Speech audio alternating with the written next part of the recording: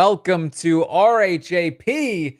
I'm your host, Taran Armstrong, and we are here tonight to talk about this late Sunday night episode of Big Brother 26, where we saw Janky come to town, and it was full of happiness and pizza and ice cream, and what a time it was. And we're here to recap this episode. And with me to recap this episode, it's Scally. How you doing, Scally? Oh, hey, Taran. I'm so glad to be out here to talk about this episode out in the open. None of these whispers. I'm so glad to do everything out in front with everybody. Yeah. We did, in fact, you can see behind Scally that there's what appears to be a window, but don't worry, we've locked it down. He cannot escape. So he is good and locked up. Also with us to talk through Janky World, it's Aysha. How you doing, Aysha? Hello, I am so happy to be here talking about Janky World. I'm coming to you live from the state that's below Blocklahoma. So, it's just like, it's always so funny. I was like, wait, I got to watch the recap because I don't know what he's about to say. And sure enough, Blocklahoma. Clever. Yeah, and what was it? Daddy long hair? Yeah. That was a blindside. Definitely the most shocking thing to happen this episode. Oh boy. Same. Well, tonight was the night we were introduced to Janky, and there's really only one question on my mind for you two. Are you having the best time ever at Janky World? Absolutely. Okay, look, I'm not going to lie to you. Even knowing that this was coming through the feeds, right, obviously, I got a good laugh out of the way that they set them up for this. The way that it was just like, oh, you like pizza? You like ice cream? You like all this stuff? And just watching the thing close and just the reality setting in like, oh my, no, I don't like pizza and ice cream like that. I was audibly laughing. I think that the best part of Janky World was the beginning of Janky World and the end when they were slow-mo dancing. I thought that those were the best two parts. Everything in the middle was kind of meh for me. But I'm also biased against it because it's excruciating on the feeds. That's the thing. Like the shock factor, them all freaking out, that's fun fun. Like that is all good. It is what it takes away. That is all, like I'm still missing that. Yeah. Okay, well, before we even got to Janky World, we came back from the eviction where Leah and Angela had been blindsided by the Quinn eviction. Angela just wanted to know. I voted against him twice now. I didn't want to. Why do you keep doing this to me? And Chelsea's like, chill. Don't vote against Chemo if you don't want Chemo to go. Like, why is this on me? It's like, Chelsea, because you're the one that blindsided her twice. It's so funny for Chelsea to be like, same song. I'm not doing this again. Let's move this along. I've heard this before, Angela. Go out of the room. You keep saying this. Same story, different week. But now he's going to hate me. Oh, he's going to hate me.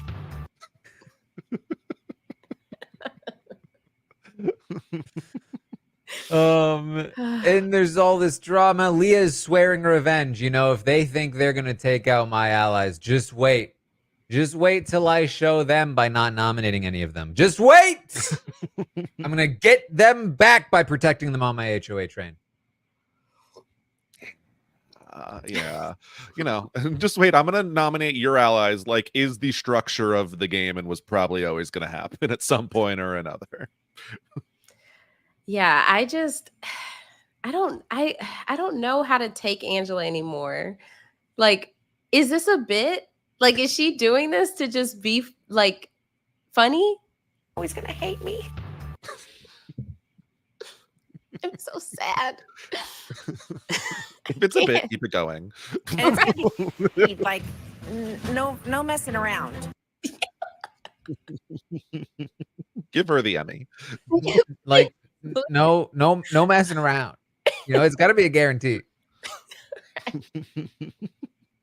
No more Look. messing around and making people hate me. Oh, he's gonna hate me. Oh. The only way it's comical is if you're just like, she's in on the joke. Yes. Well, yes, she gets into it with Chelsea. Then she gets into it with T-Core, Chemo, Rubina, because she hears them whispering. Don't they dare whisper. No whispering allowed. This is so funny. It's like just perfectly Angela that they're whispering over like, oh, it's like kind of sad that Quinn's gone, but like, what are we gonna do? Like, whatever. And it's like, I hear you talking about me, everybody. I know this is about me. I'm sorry that I voted you, okay? It's not even my fault. I was just trying to play the game and I thought that's where the votes were. Yeah. You're talking about it. I'm thinking about it. Like, no. And then, yes, Chemo, give her nothing. Because she's just going and going. It's not like he's trying to like, oh no, like he wasn't even trying to argue. He wasn't trying to do anything. And she just kept it. Like, you could have filled in any response from him. He's like, no, I appreciate that you're open about that. Yeah, no, that's what I'm saying is that I did it. Yeah. And it's not even like he's going full out like, Angela, don't worry about it. Like, I totally want to work with you. Anything. It's just like, yeah, okay. Angela, okay. Thanks, Angela. Bye. Moving along. I can't. Oh boy. There's no patience for Angela. Because they all just have completely discounted her from winning any competition. And then wouldn't you know it? It's surreal because obviously it's been 60 days almost at this point, and Angela she hasn't changed. Everything that is happening with Angela, they can expect at this point. And so it's kind of like if I think about, okay, if she makes it to the end, are they still like she's pleading her case about why she's like, she made it that far despite everything else that happened? Are they now listening to her, or is it still like, it's just Angela? Yeah. This is Lisa, wipe that stupid smirk off your face. When you're so unpredictable that becomes the new standard and it is now predictable, like, do you then have to start giving it credit? Like, is this on purpose? No. I mean, Taran, after the season, when you're doing the soundbite tournament, it's all Angela, right? I mean, listen. I'm wheeling and dealing over here, ladies and gents. I gotta do what I gotta do. See? Ladies and gents. The Angela soundboard is pages 2, 3, 4, 5. Like, it's endless. Don't forget the 2 gents left in the house. Well, we get to the HOH competition. And I just want to get this out of the way because it sucks that this was not on the feeds. This was like a 9-hour competition that we watched last season, the pressure cooker. It was an epic experience to watch live. It was really dramatic, full of really fun things. And we were excited to watch the edited version of it because it felt like there was so much content that they could pull from. And then it just kind of fell flat in the episode. It was fine in the episode. If you didn't know what you were missing, you probably thought it was pretty good. But it really missed out on a lot of the really fun things that were going on the feeds. And to know that this was a 9-hour competition that, again, the editing just didn't really, for me, translate that it was 9 hours. Like, it just didn't feel like it was that long. I've said before that, like, they don't care that the wall comp lasts 20 minutes because what is significantly the difference between watching the wall comp and watching this, other than you can see the sun coming up and there's a timer on the bottom of the screen? Because I didn't really feel like there was a significant difference in the edit. And on top of that, it was just such an interesting result that would have been really exciting to watch between the two underdogs, Angela and Leah, making it so far against probably the favorite Cam, to then Angela wheeling and dealing. I'm wheeling and dealing over here, ladies and gents. I gotta do what I gotta do. To the deal made at the end of like, let's stand on one leg to get this over with. Can you imagine, like, at that point, everyone being like, get to the feeds. It's coming down to this. They're going to one leg. Like, this could have been a defining moment of this season on the feeds. It could have been an all-time fun community experience for everyone to sit and watch. It really, really sucks that we did not have that opportunity, considering that there was really no reason for it to not be there. Was it that they didn't want to reveal Janky World yet? I mean, they revealed it as soon as the feeds came back from the comp, which was as soon as it ended. Yeah. I assume, like, you could maybe say that, like, they didn't want Janky itself being on the thing. You could say that maybe they were worried about wall yellers, but, like, you know, they're clearly not worried about wall yellers. They're outside 24/7 right now. Like, Right now, yeah. anybody could wall yell this moment. So I really don't think there's a huge difference there. Like, at the end of the day, they didn't do it. It sucks that they didn't do it. But at the same time, happy they brought this comp back. It's a great comp. Yeah, it was good. It was really frustrating, like, going to bed, and I was like, all right, this HOH is taking a little bit. I'll just wake up the next morning. Waking up to see that it was still going on. They were still doing the comp. So incredibly frustrating to know that what we had missed. But it did, I guess, stick to the name. It was Janky. It was.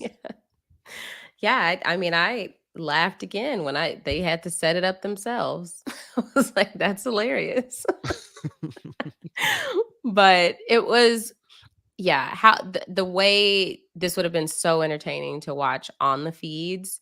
But yeah, even to just be able to experience things like Angela saying, oh, what if me and Cam step down? I was like, when did Cam agree to this? Like, she is, that's what I'm saying. It has to be a bit, because she just says things that you just don't expect. You would never expect somebody to throw in a completely random person, not somebody that's not in your, like, somebody that you like have a final two with, somebody that you're working closely with. No, let me just pick Cam to say we're gonna go down together. It's Angela. It's That was my favorite part. Just like, okay, so I need to make this more enticing, so I will also sacrifice Cam's life in the game. Don't worry about it. yeah, and listen, I'm gonna need it to be a guarantee. And it's gotta be guaranteed, like no messing around. No messing around in this game of Big Brother. So, you know, it goes through all. T-Core's out early. Chemo's out early. Rubina lasts 5 hours, and then wouldn't you know it, T-Core distracts her.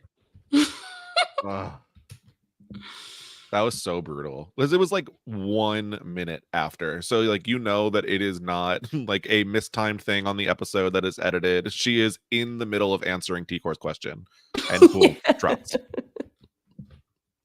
T-Core literally said, don't pull a T-Core in chemo.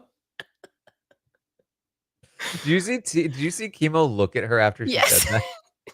He's like, basically, girl, don't pull me into this. I'm still sad. I just lost the HOH. And then yes, Angela tries to had tried to make a deal, then does make a deal. The three of us will not target each other no matter what. Weirdly enough, this kind of deal doesn't happen that often. You'd think it would, considering how good it is for all. Like, it's the kind of thing. It's like in poker when you like agree to split the prize money, but with the last like few people at the final table. It's just like, why risk it? Like, why risk all of our safety? There's plenty of other people to nominate. Why not just all agree that we're safe? Would it stand most of the time? Probably not, but it's certainly worth trying. Beyond like, hey, you drop or I'll drop and you give me safety, or I give you safety. why not just like, let's just play it out, but we'll agree to keep each other safe because we made it this far. And the downside is that we can't nominate each other if we do win. The plus side is we're safe if we lose and we still have the chance to win. It's such a it benefits everyone unless you're really looking to target the person that you're up with, you know? So I'm surprised we don't see it more often. And look at Angela wheeling and dealing. Right. Exactly. Well, and especially because Angela and Leah are both like very easy nominations. If you are looking to not get your hands dirty, you throw up Angela on that block. And you would think Leah, even though it hasn't happened. Like they feel like they would be easy nominations this week, even though they're not the biggest threats necessarily at first glance. But no, this deal helps them immensely. Mm-hmm. Yeah, it's actually pretty smart because it's like, yeah, even if, like you said, Taran, even if you want to turn on one of the three, at least it'd benefit you if you happen to lose, just in case everybody does decide to stay loyal to it. So it's like, why not? And so it could be something we start to see more moving forward, even though it's not like this just like profound, like, thing that occurred. But the fact that it's worked this time and people will see it in future seasons to come, like, oh, wait, let me think about that thing that Angela did. Mm-hmm. Oddly enough. So then we get down to Cam and Leah after Angela bows out. She's like, I'm safe. Whatever. And Cam proposes that they do something else to break this tie. They're gonna be standing here forever. And they agree to stand on one leg to make it go faster. Chelsea gets pissed at this. Yeah. She's like, this is exactly what I was talking about when I said that Cam was going to pick Leah over me. Huh. What?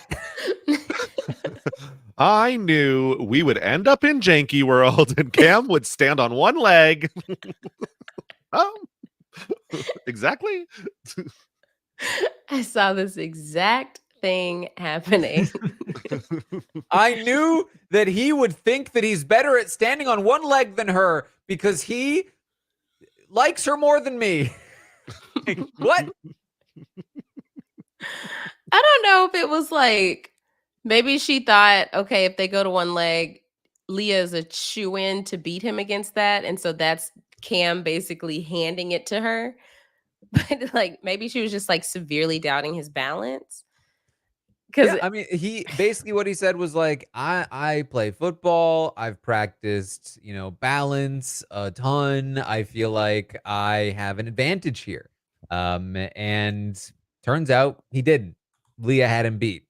But it's not the worst gamble to take in the world. It's not like he was for sure beating her just standing. They had both been standing there for 10 hours. Like, yeah, it's not like he was about to win and then blew it all in the final 10 minutes. It's like he was trying to do anything other than stand there for another 10 hours. even the way he was holding his marshmallow, the way his thing was bending made me nervous. I was like, it feels like at any moment it's just gonna like fling off. I was like, how is that sturdy? Yeah. So there it is. Chelsea's mad at Cam, but Cam's fine. He's like, you know what? I made a deal, so I'm good. And Leah has won this HOH.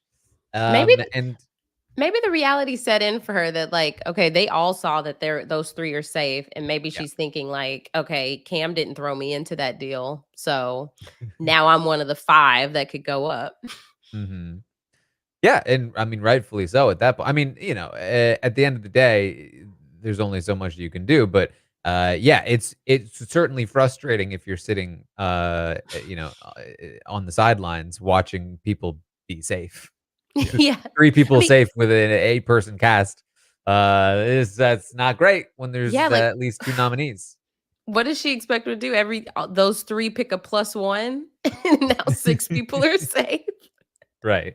Yeah. I mean, I guess there is the thought of if Cam is in the final two of this competition with someone that he does not trust as much as Leah? Does he try a little harder? Is he not as like, risky standing on one leg? But I think all is the same in the end. Yeah. So Leah wins, and again, they thought they could take out my allies with no repercussions. I don't think so. It's time to get them back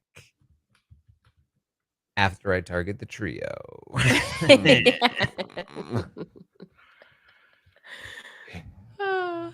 Let me put up two of the people who I guess were votes, but their votes were kind of forced. And one was Yeah. a nominee. She has a conversation with Chelsea. She says this. I'm trying to keep my enemies closer, and since she didn't put me on the block last week, I feel like she's willing to work with me and not against me. But Let's be clear.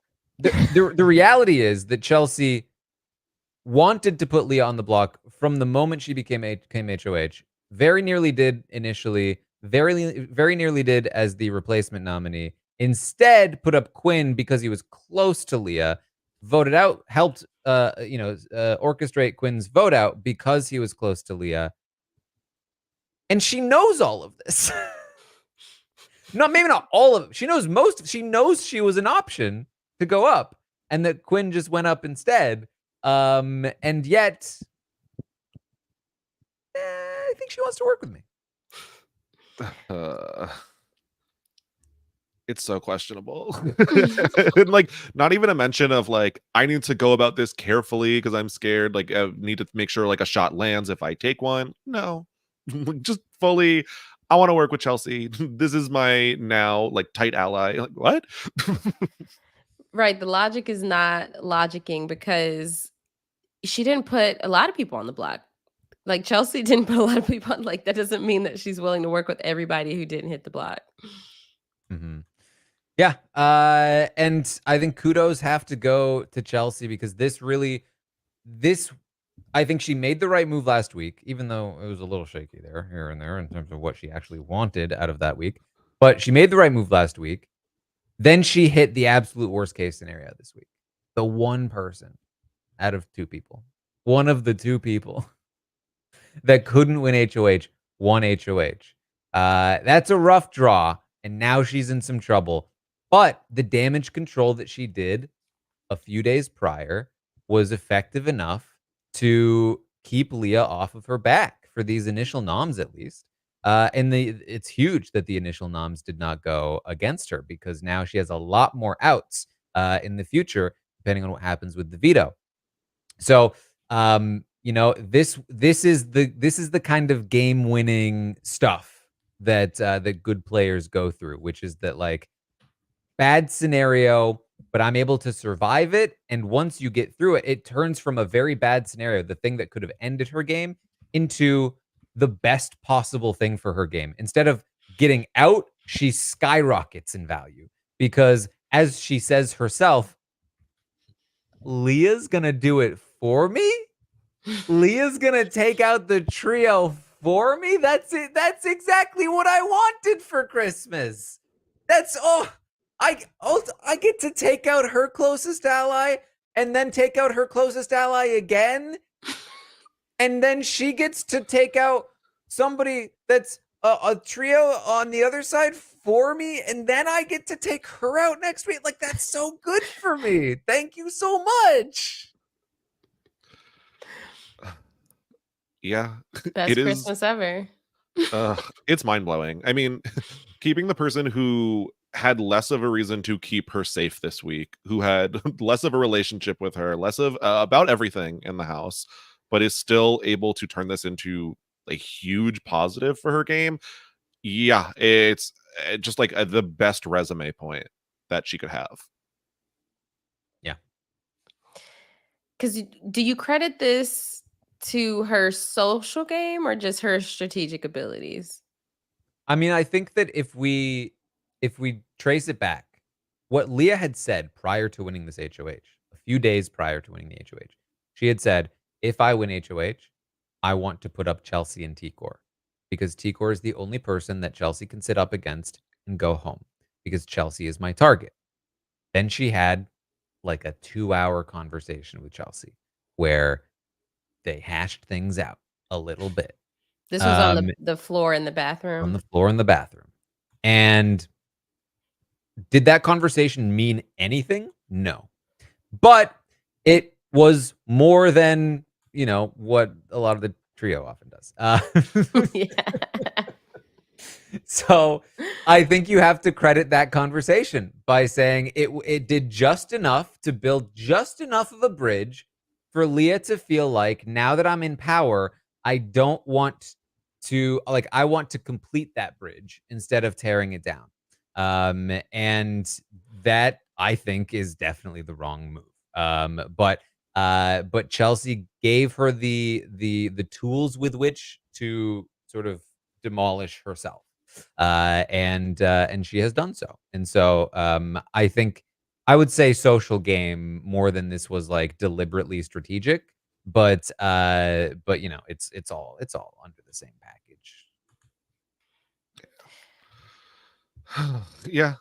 Like, even though construction on the bridge was brought to a halt, the foundation does exist, and so there's somewhere that we can start building. It's more like Leah's had a bridge that she's been trying to build, and Chelsea has demolished it twice. Really more than twice if we go further back.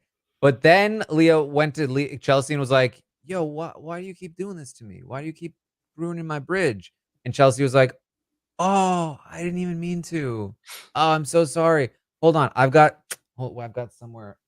Oh yeah, I've got these plans for a bridge. It's going to be great. It's going to be the two of us on the bridge. It's going to be such a good bridge. I promise. I'll get the workers out there first thing next week. Definitely going to happen. I got the plans for it right here. And so Leah went into this week thinking all right, I think she wants to work with me. Hey, Chelsea, you said you wanted to build this bridge. And Chelsea's like, I do. And look at you. You have all the workers now. You have all the power. So get building the bridge, I think, Leah. I think you should start building it. Poor me, I couldn't win anything, so I can't do it myself. But you've got the tools. Go ahead and start building for me. Maybe take out a couple of other bridges. It's going to be great.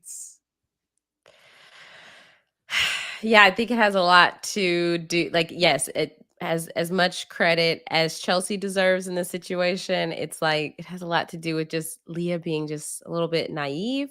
Because even look at Mackenzie in the episode, I'm scared to talk to Leah because I just sent Quinn home, and Leah's like, what should I do? Mackenzie's like, oh, okay, I guess we're good. Yeah. And it's it's very much I'm going to protect this bridge, but I have 6 other friends with wrecking balls ready to go next week. Yeah. It's Chelsea actually lives on the other side of the bridge. She's got 6 other bridges that have been built already. Yeah. She's just pretending she lives on the other shore. Yeah. So that's how Leah is thinking. That's what Leah is thinking here. She needs to it's finally time to break up this trio, which is exactly why you keep a trio like this around for somebody to finally make the mistake of being the one to waste their week targeting them. And here it is. Leah's feeling that Rubina goes up on the block. T-Core is a threat, but wouldn't go home. So Chemo, he's easy. He's been on the block a bunch of times. You just throw Chemo up there. I do love that they quickly cut to the Chemo shot of shirt over the head doing his thing. Some great screenshots of that. And just like that, it's Chemo and Rubina.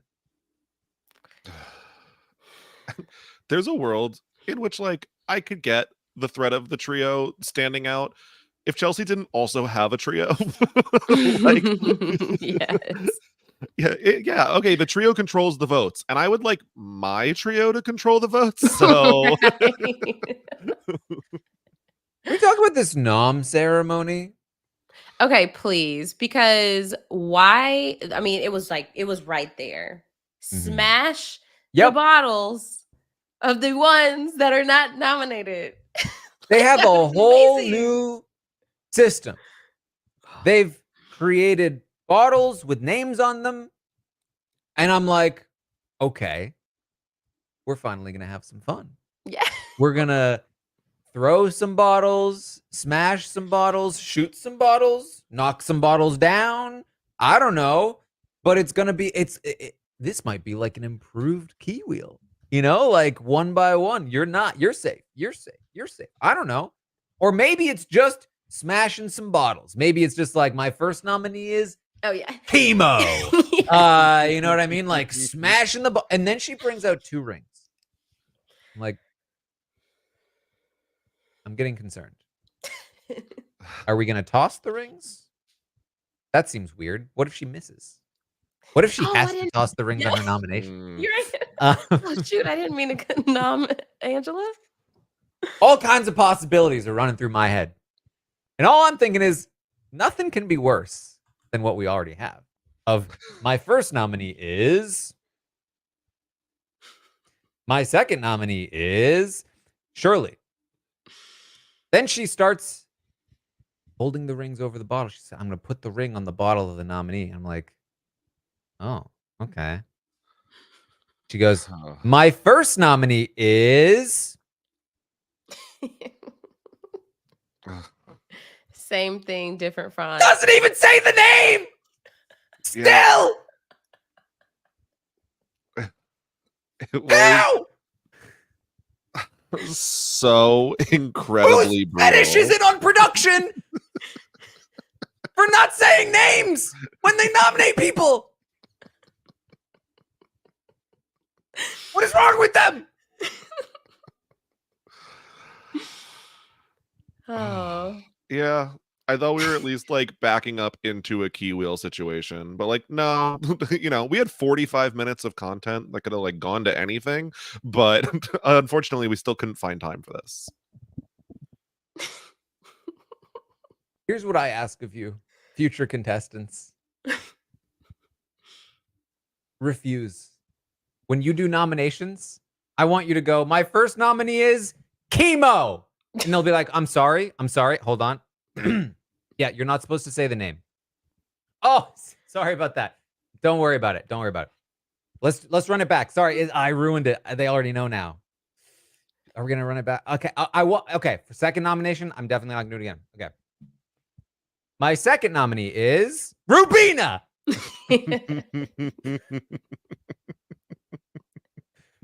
Yeah, you ruined it again? Did I? Yeah, sorry about that. What's hilarious too is the distance they were from the bottles and like the name was written. So imagine someone didn't have on their glasses. Like, wait, who did she nominate? It's a long name. I don't know. It's probably not Cam. It's like, oh, not my. Oh, the ring is on my bottle. Oh, yeah. Damn. Dag nabbit.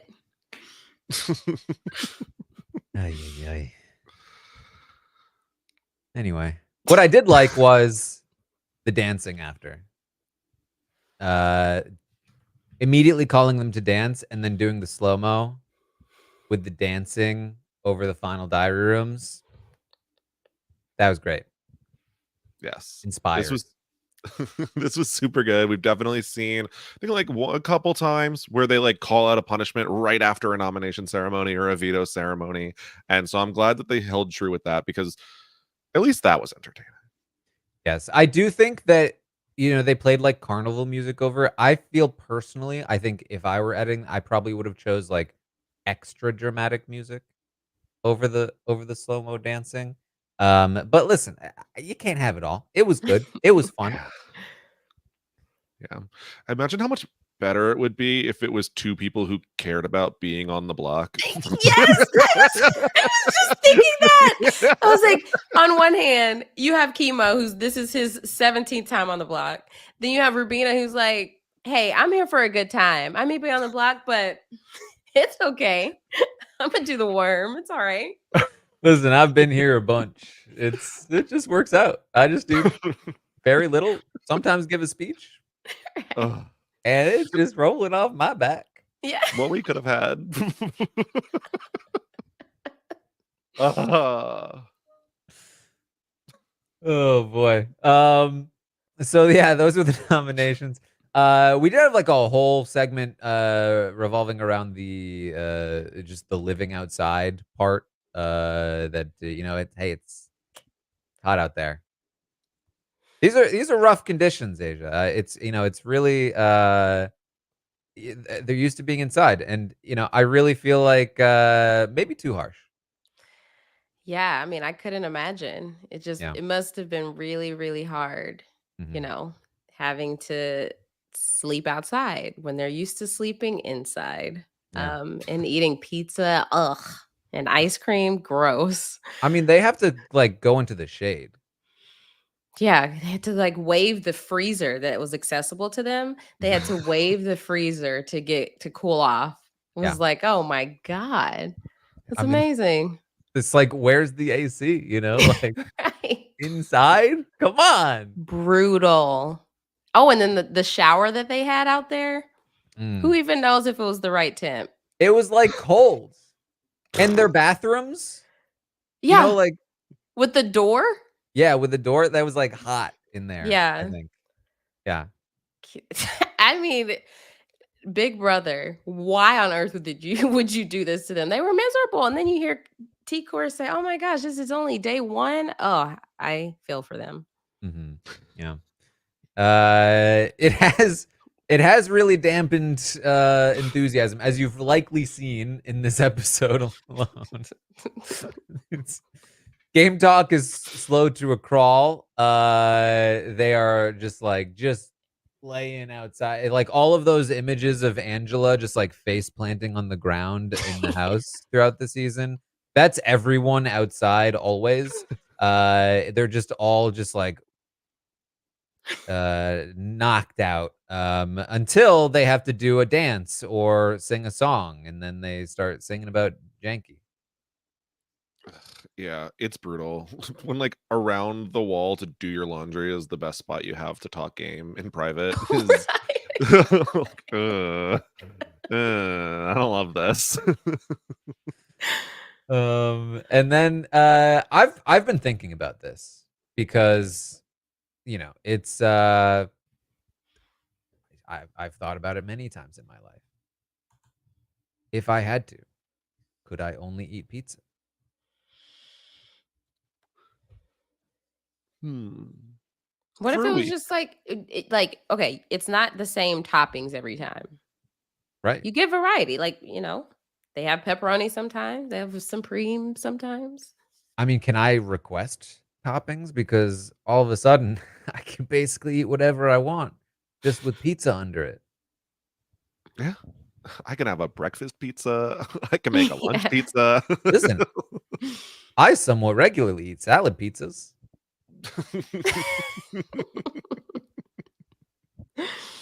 I'm just saying. And you could put anything on a salad.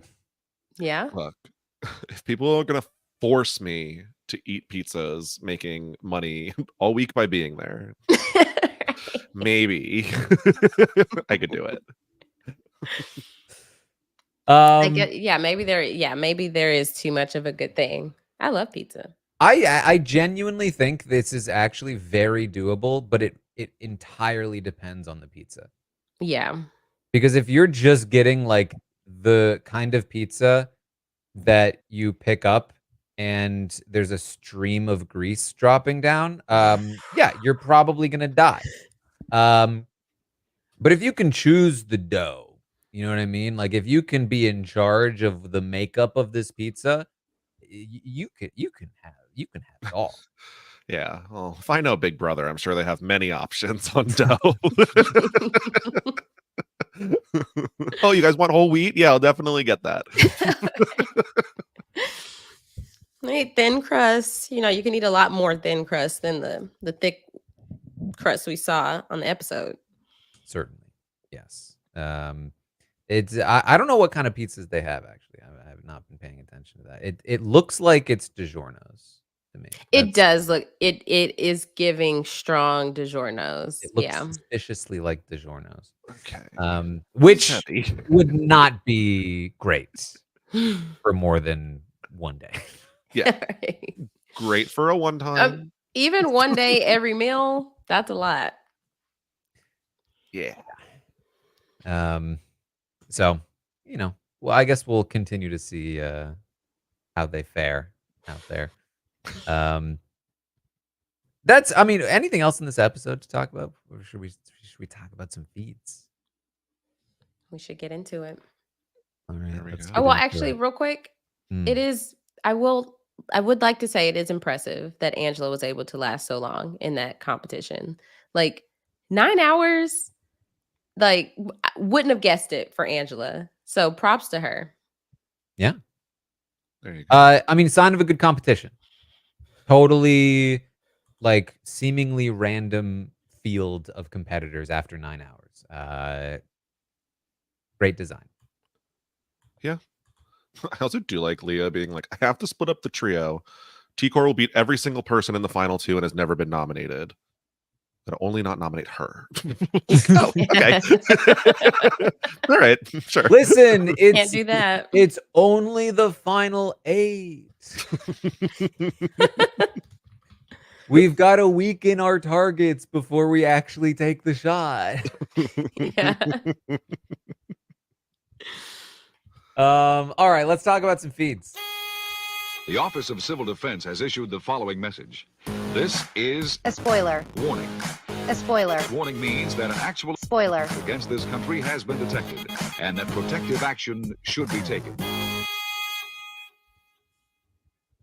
Okay. So, Chemo, Rubina on the block. We had a veto competition. You might have noticed in the episode, they said something about 2 vetoes? What? There are 2 vetoes. There is what they are calling the Janky veto. We do not know a ton about how it works, beyond the fact that it has been said that the Janky veto will be used first before the real veto.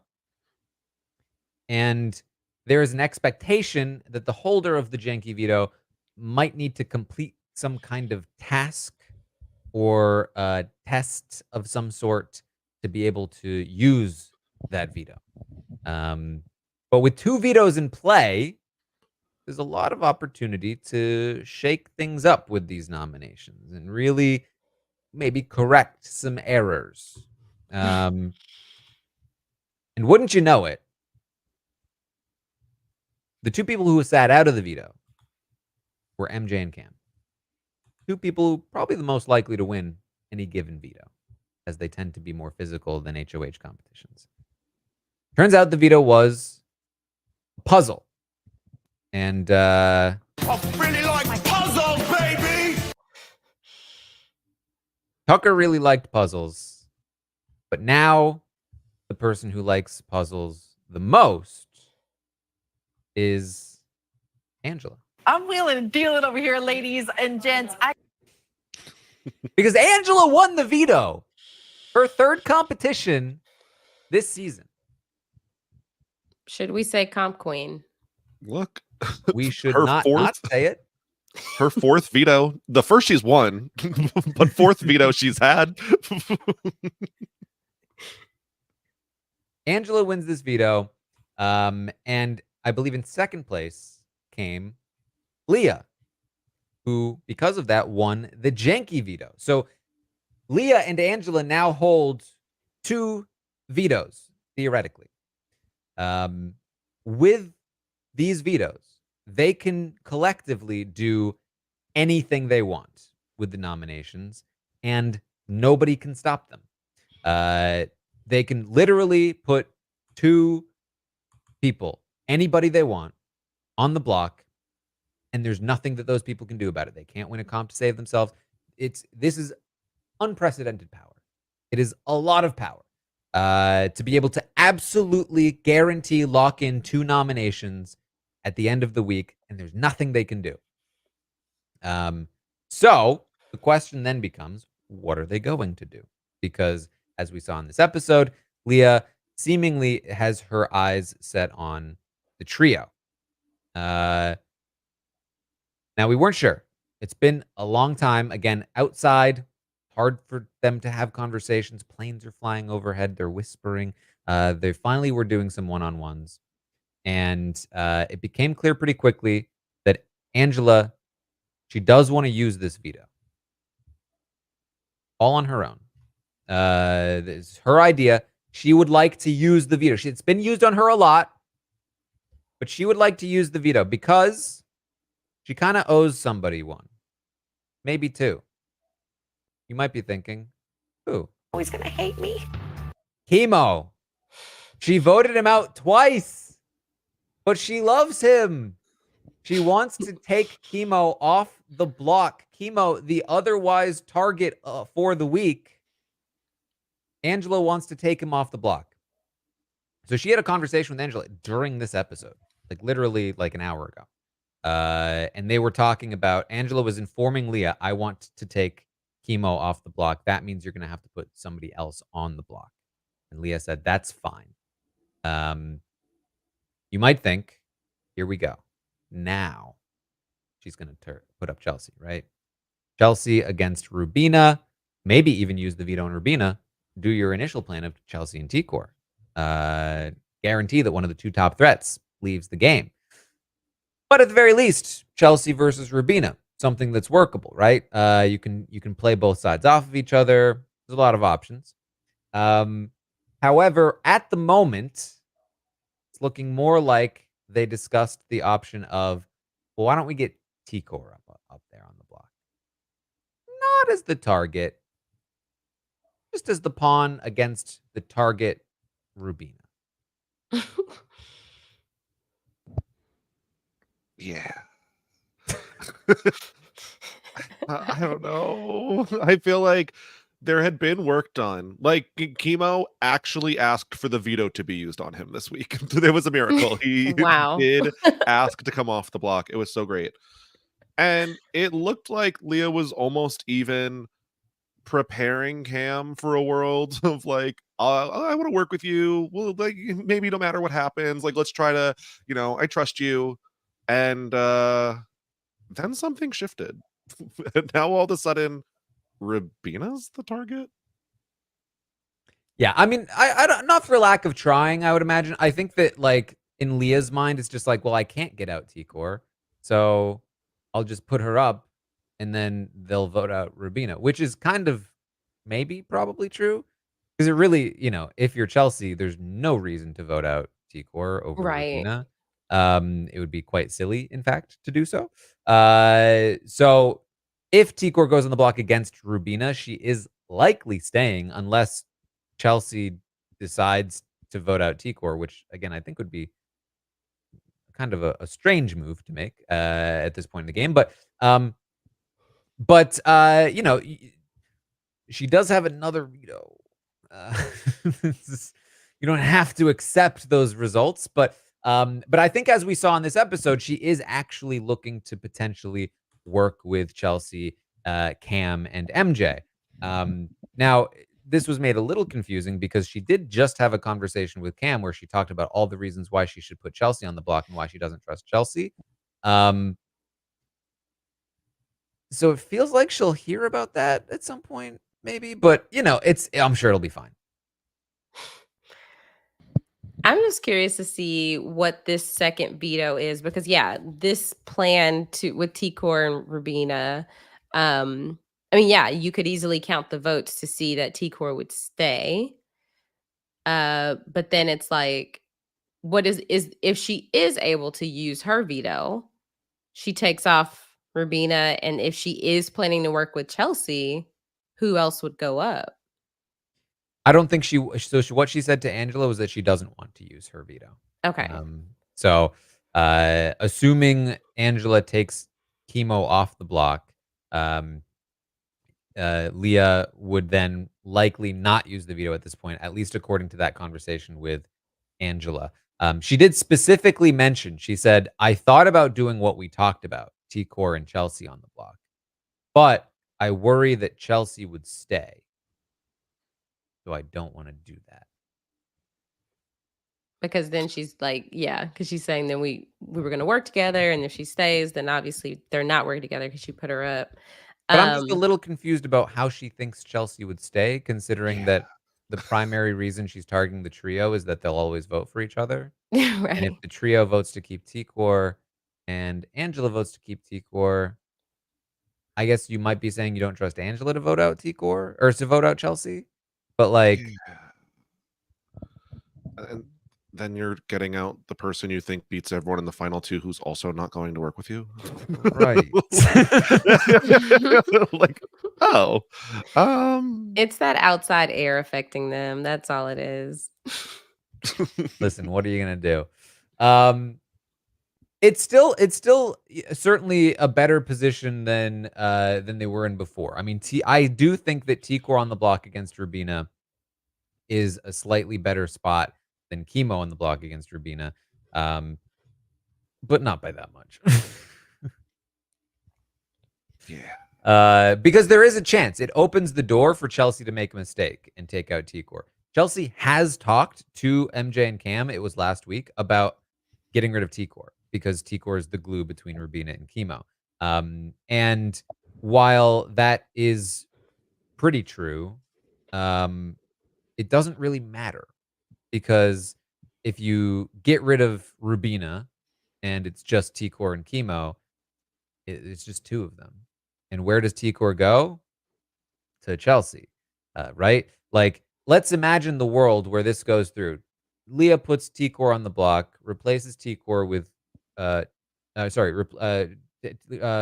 takes Chemo off the block, and Leah replaces Chemo with T-Core. Chelsea does the smart thing, and all week long is telling T-Core, I got your back. Don't worry about it. I'm sorry that Rubina has to go. Leah sucks, right? Votes out Rubina. T-Core pulls Chemo with her to Chelsea.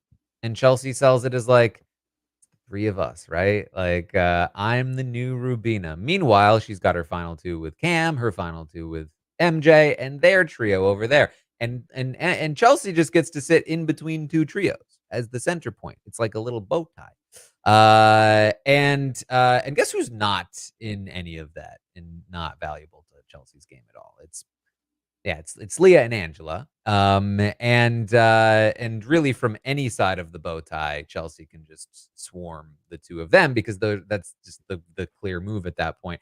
That would be, I think, like how things should play out in a season where people are making rational moves. That does not mean that is how it will play out. But that's what I think. There's the other option where Chelsea, I think, like decides, okay, I'm going to take out T-Core. Because T-Core is the glue between Chemo and Rubina, but like that's not a good thing that you've unglued them. Like if in the best case scenario where they don't regroup, which they probably would anyway because they are still friends, you're just saying that one of them is going to side on the other side of the house and one of them sides with you, as opposed to both of them siding with you. It's like it does not that helpful in my opinion. But either way, this is what we're looking at here, Scally. Yeah, and Leah's a little bit handcuffed by the fact that the trio who has won a lot more comps in Chelsea, MJ, and Cam, like if she takes out one of like the not heads, she is, although inconsistently, closest with Cam and MJ in the house. So it doesn't really do her a ton of good to take out people who she is close with, even if they are more likely to win comps. So if you're not going specifically for like the T-Core Chelsea nominations, I understand why she is in such a pickle, but it's not good. It's not good.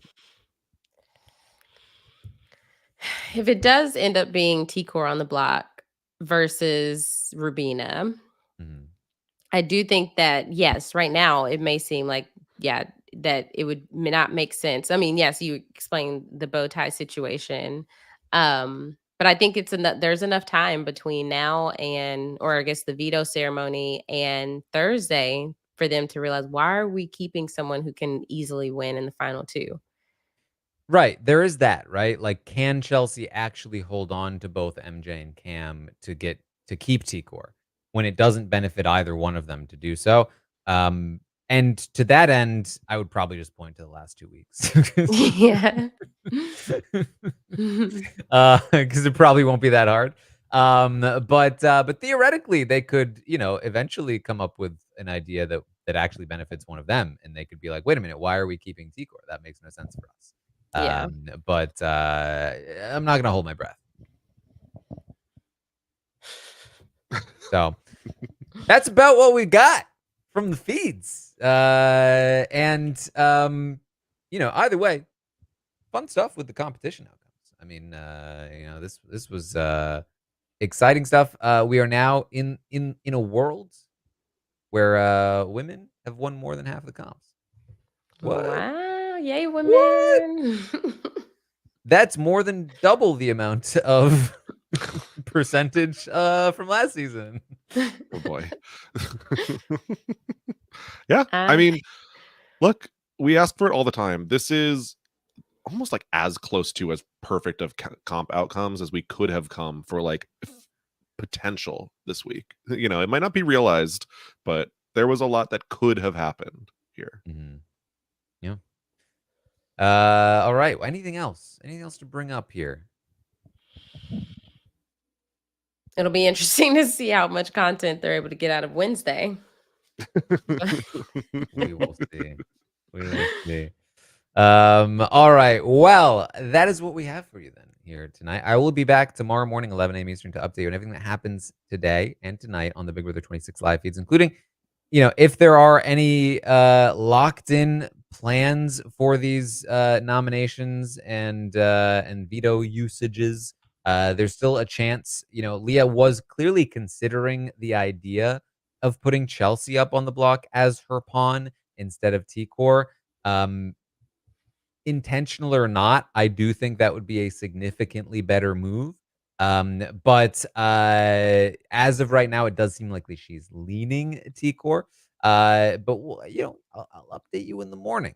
It's gonna be great. Then tomorrow night's Survivor draft, Survivor 47 coming up. We're gonna be drafting some players, so tune in for that one. And then then the night after that, we got the roundtable. It's all coming. It's all coming here. The circle is happening as well. We're going to check out our circle coverage. We got some scripted stuff happening. Talking Rings of Power, industry. The Emmys were tonight, so we're going to be going over that on the Tastemakers. So check all of that out. Scally, what are you got on? Anything that I'm doing will be on Twitter at Brian_Scally and on Twitch at twitch.tv/bscally. Myself and Matt Lagori are talking about the Challenge Season 40 over on the Free Agents podcast. So people should come check that out. And I'll be guesting with Puya on the 90 Day Fiancé recap this week. All right. And Aysha? Yeah, anything I'm up to, you can follow me at Aysha, like Aysha. That's AYSHA, like ASIA, on all social media, and you could see what I'm up to. All right. Well, that's what we have for you then. I will be back tomorrow morning, but only if you promise, only if you can guarantee that you're going to be there and watch it. And it's got to be guaranteed, like no messing around. All right. We'll see you next time.